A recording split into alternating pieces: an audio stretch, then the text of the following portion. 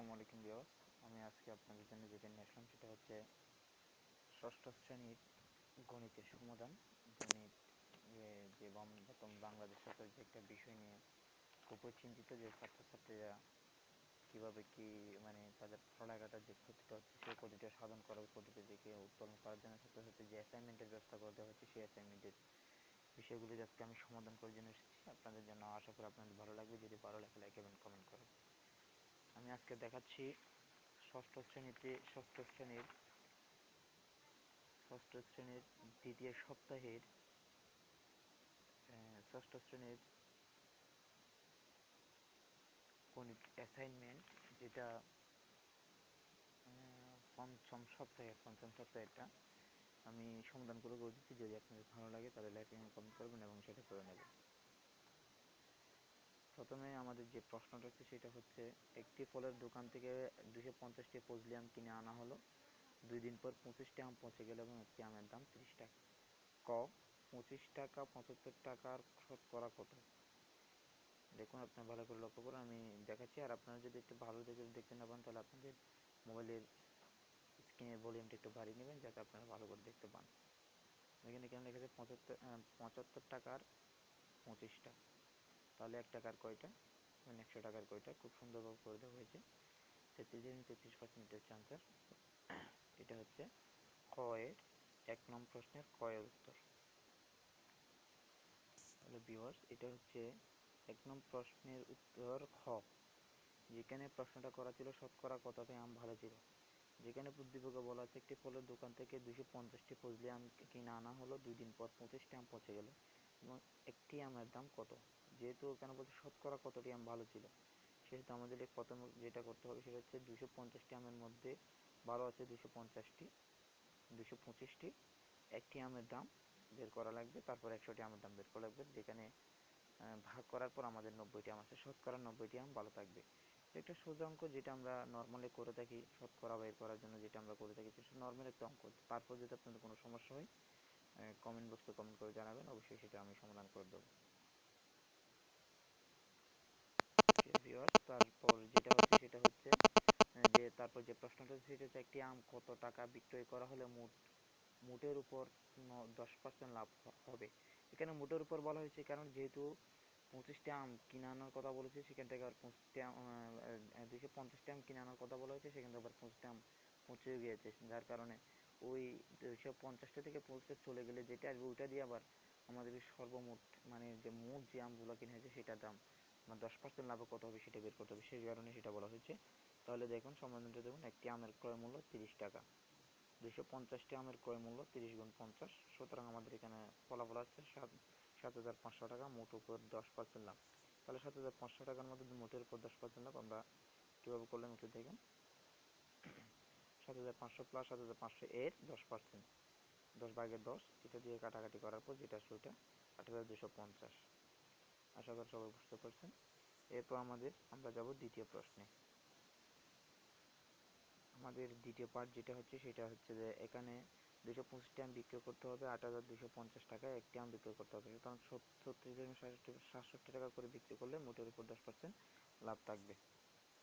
এটা আমাদের এখানে 1 নাম্বারটা শেষ। আমরা এখন যাব 2 নাম্বারে, যেটা মূলত চিহ্নযুক্ত সংখ্যার যোগ বিয়োগ করতে পারা এবং সংখ্যা রেখার সাহায্যে পূর্ণ করা যোগ বিয়োগ করতে পারা বিষয় থেকে নেওয়া হয়েছে। আমরা এখন যাব দ্বিতীয় প্রশ্নে।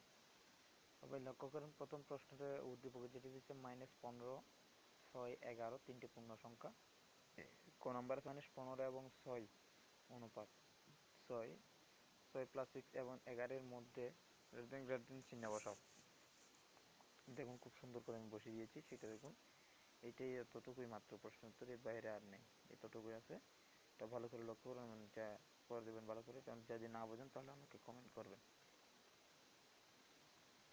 এটা হচ্ছে কোড, যেখানে প্রশ্ন করা হয়েছে -15 প্লাস -11 প্লাস 6 এর মান নির্ণয় করো। এখানে প্রথম সমান দিয়ে দেখুন মাইনাসে মাইনাসে প্লাস হয়ে গেছে, যেহেতু প্লাস মাইনাস মাইনাসে প্লাস, কোনো সংখ্যার আগে যদি কোনো সংখ্যা না থাকে, সমানের পরে যদি সংখ্যা হয় সেটার আগে প্লাস থাকলে সেটা বসাতে প্রয়োজন হয় না। প্লাসে মাইনাসে মাইনাস, তাহলে 11 বসে গেলো, ওদিকে 6। তাহলে প্রথম যে প্লাস যে দুইটা আছে ওই দুইটা যোগ করে বসালাম, 15 আছে 21, -11, তাহলে 21 থেকে 11 গেলে 10। আমাদের এটাই উত্তর 6 নম্বরের মধ্যে। যদি না বোঝেন আবার আমাকে কমেন্ট করে জানাবেন। 2 এর গ, এটাতে আসলে দুইটা পার্ট, একটু ভালো করে দেখবেন। এটা একটা সংখ্যা রেখার সাহায্যে দেখাতে হবে। কেন বলা হয়েছে সংখ্যা রেখার সাহায্যে -15 ও 6 যুগ এবং 11 ও 6 এর বিয়োগফল নির্ণয় করো। সংখ্যা রেখাটা খুব সুন্দর করে আমি যেভাবে করছি সেভাবে ঠিক এঁকে দেবেন। ঠিক আছে, তারপর সংখ্যা রেখার যেভাবে যে লেখাগুলো আছে সেগুলো সুন্দর করে বসাবেন। একটা জিনিস খেয়াল করবেন যাতে লেখাগুলোর যে চিহ্নগুলো বসানো আছে সেটা যেন এদিক ওদিক না হয়। এদিক ওদিক হয়ে গেলে সেক্ষেত্রে একটু সমস্যা হওয়ার সম্ভাবনা থাকবে, মানে অঙ্কটা ভুল হওয়ার সম্ভাবনা থাকবে। তাই দাগগুলো ভালো করে কাটবেন। এরা একটা পার্ট আছে, আর একটা পার্ট আমি সেটা দেখাচ্ছি। এটা একটু ঝাপসা দেখেছে, তারপর বোঝার চেষ্টা করবেন আস্তে আস্তে, মানে মোবাইলের ভলিউমটা একটু বাড়িয়ে দিয়ে তারপর দেখবেন, না হলে তো একটু সমস্যা দেখা দিতে পারে। এরপর আমরা যাব তিনে, এরপর 3 নং প্রশ্নে। 3 নং প্রশ্নে দেখুন, এটা সম্পূর্ণ মানে আমাদের যে ষষ্ঠ শ্রেণীর বই আছে ওই বই থেকে হুবহু তুলে দেওয়া হয়েছে। এটাতে মূলত যে বিষয়টা জানার জন্য মানে অ্যাসাইনমেন্ট করতে বলছে সেটা হচ্ছে বীজগণিতীয় প্রতীক, চলক, সূচক ব্যবহার করে যোগ বিয়োগ গুণ ভাগ করতে পারা। মানে এটা চিহ্নে এক হিসেবে এটা প্লাস মাইনাস ভাগ এগুলার মানে এগুলা যাতে চর্চা থাকে স্টুডেন্টের, সেটার জন্য করা। দেখেন এখানে 1 নাম্বার বলতেছে যে এক্স এর 7 গুণ থেকে ওয়াই এর 7 গুণ বিয়োগ করা। খুব সুন্দর করে দিলাম, এক্স এর 7 গুণ হলো 7x, ওয়াই এর 3 গুণ হলো 3y। সুতরাং এক্স এর 7 গুণ থেকে ওয়াই এর 3 গুণ বিয়োগ সমান 7x - 3y। ততটুকু উত্তর। আশা করি এটা বুঝতে পারছেন। তারপর চলে যাব আমরা খ নাম্বারে। এখানে লেখা আছে, প্রশ্নটা হচ্ছে যে এ ও বি এর গুণফলের সাথে সি এর 8 গুণ যোগ করুন।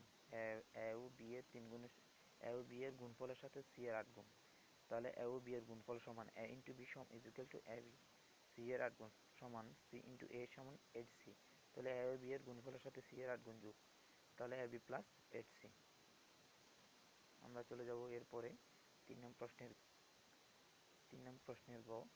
প্রশ্নটা হলো, প্রশ্ন করছে এ ও বি এর যোগফলকে এক্স থেকে ওয়াই এর বিয়োগফল দ্বারা ভাগ। তাহলে এ ও বি এর যোগফল সমান এ প্লাস বি, এক্স ও ওয়াই এর বিয়োগফল সমান এক্স মাইনাস ওয়াই। এ ও বি এর যোগফলকে এক্স ও ওয়াই মাইনাস এর বিয়োগফল দ্বারা ভাগ, তাহলে উপরে x plus b by x minus y. এখানে গয়ের আর একটা পার্ট আছে, ওই পার্টটা দেখুন। এ ও বি এর যোগফল a minus b, x minus y এর যোগফল x minus y. A b এর যোগফল এক্স মাইনাস ওয়াই, আসলে যেটা ওই পার্ট ওটা ছিল, আসলে আমার একটু ভুলে গেছে। পার্ট টু যেটা ছিল এটা এখানে আবার চলে আসছে, মানে আমি একটা স্ক্রিনশট নিতে হয়েছি তো, মানে এই কারণে এটা ডবল চলে আসছে। ওই যে আগে যেটা বুঝে দিয়েছিলাম এটা ঠিক আছে, এখন পরেরটা।